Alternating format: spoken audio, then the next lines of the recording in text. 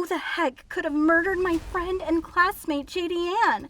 That's what this whole gathering is about. You see, things like this don't just happen in my little town of Sleepy Hollow, with its total population of 999 people. Notice the missing one? But as the editor-in-chief of Berry Avenue High School's only newspaper, I owe it to the teens of this town to cover and perhaps expose the truth. And perhaps, just perhaps, catch a killer.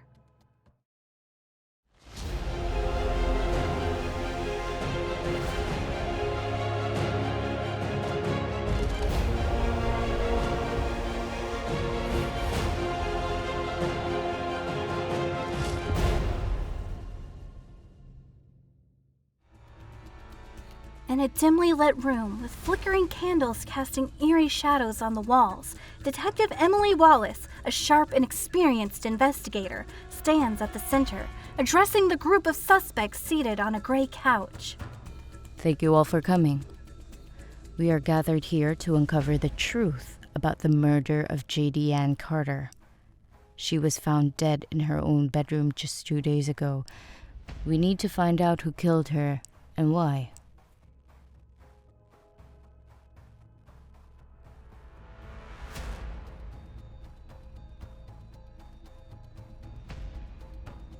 Cindy, the new girl in town, seems to be studying everyone quietly, her gaze lingering on the others. Let's start with the people who knew JD Ann best. Kat, you were her best friend. Tell me about your relationship with her. JD Ann was like a sister to me. We were inseparable. I would never harm her. Drake, you were her boyfriend. Any issues between you two recently? We had our arguments, but we were working through them. I loved her. Mrs. Carter, your relationship with your daughter seemed strained. Can you explain why that was? We had our differences, but I would never hurt my own child. Never! Cindy, you're the new girl in town. What brought you here? I sort of wanted a fresh start. I barely knew JD Ann. We just met, but she was really nice to me. The detective ponders the suspect's statements and decides to delve deeper into the investigation. It's clear that she thinks something doesn't quite add up. After getting a tip, Detective Emily set up a search in JD Ann's backyard and finds a hidden journal buried beneath a tree. As she flips through its pages, she discovers shocking secrets, including JD Ann's suspicions about her best friend, Kat. I found something that changes everything. JD Ann knew her life was in danger. She wrote in her journal about a someone who had been tormenting her. What? Who would do that? JD Ann never told me. This is serious. Who could it be? We need to find this person before they hurt someone else. Well, don't look at me. I swear, I had nothing to do with this. Kat, JD Ann was afraid of you. She wrote here in her journal that you were a dangerous snake. She thought you were hiding something. Why was that? I didn't want to tell her, but I guess somehow she knew. I was in love with Drake.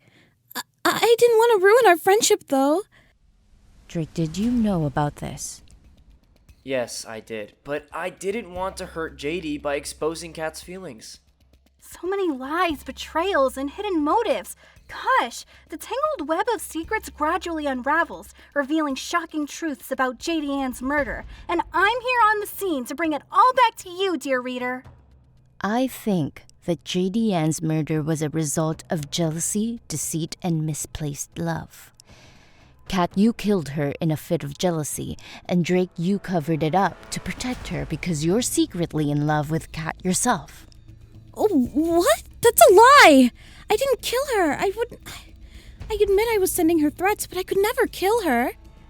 Oh, Kat, why? You knew I was getting ready to end it with her. Why send her threats?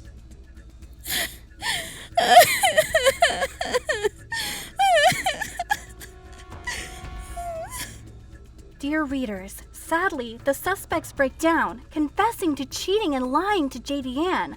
But they deny killing her, And at this point, it's very hard to believe they didn't murder her in cold blood just so that they could be together. How tragic.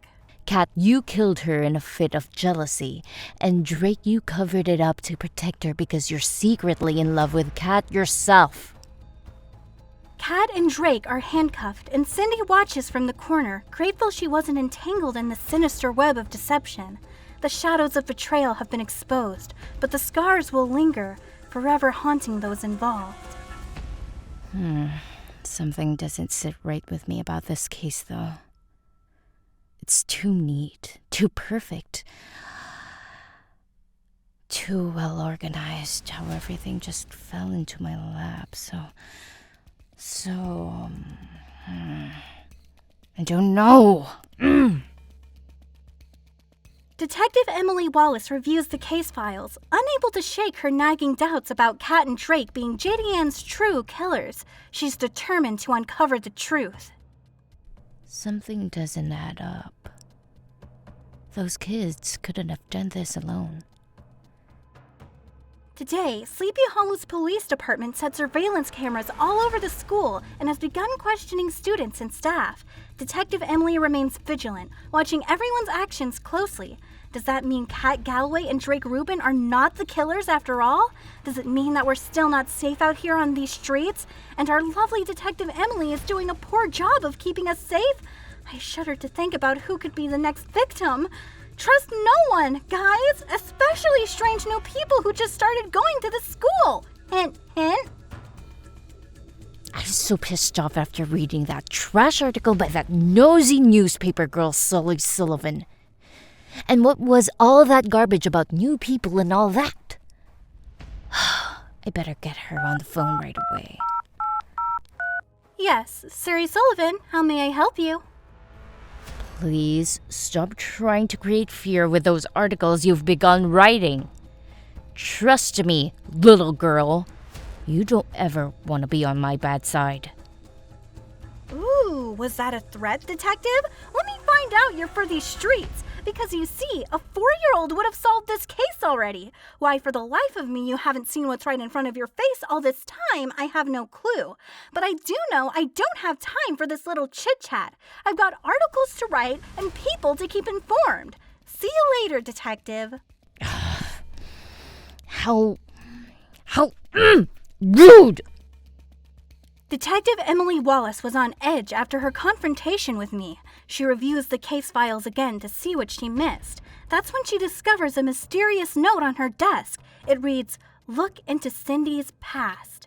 Who sent this note? It's just as I said, readers. Detective Emily accessed Cindy's criminal records and discovered disturbing details. Cindy had a history of stalking and was involved in an incident where she physically harmed a girl from her old high school. Cindy's past is darker than I thought. She's not just an innocent newcomer. Cindy, we've discovered your criminal history. You've been involved with stalking and hurting others before.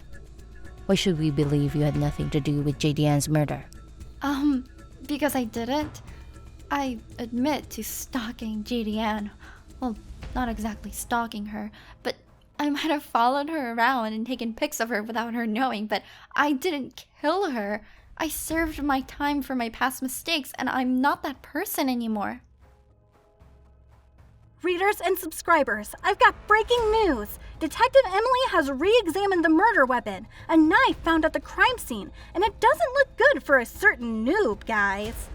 Cindy's fingerprints on the murder weapon. This can't be a coincidence.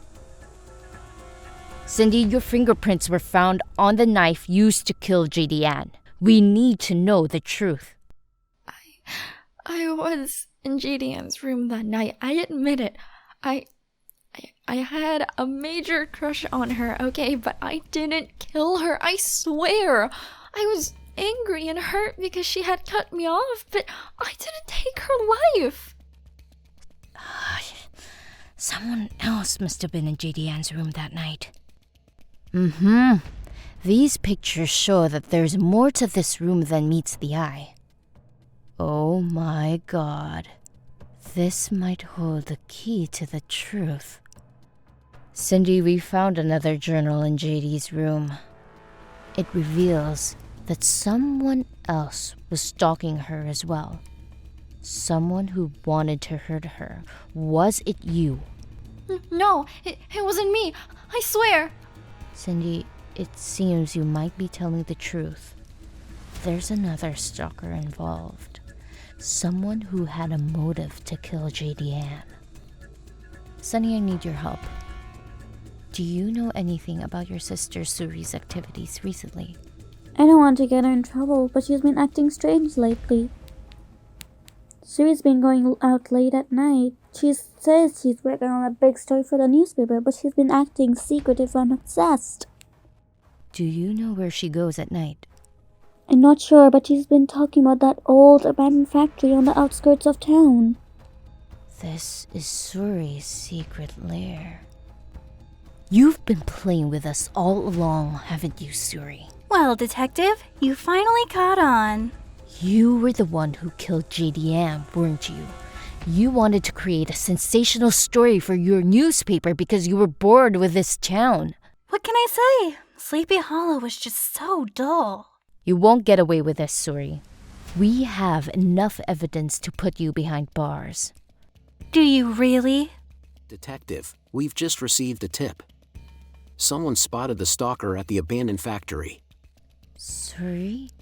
You're not the stalker? Impressive, Detective. But can you catch the real killer in time before they strike again?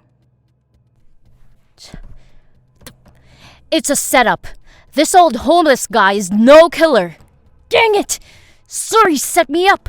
She played me this entire time. All units to Suri's place now. How did she stay a step ahead of me this whole time? Okay, Mrs. Carter, it's time to split the insurance money and blow this town.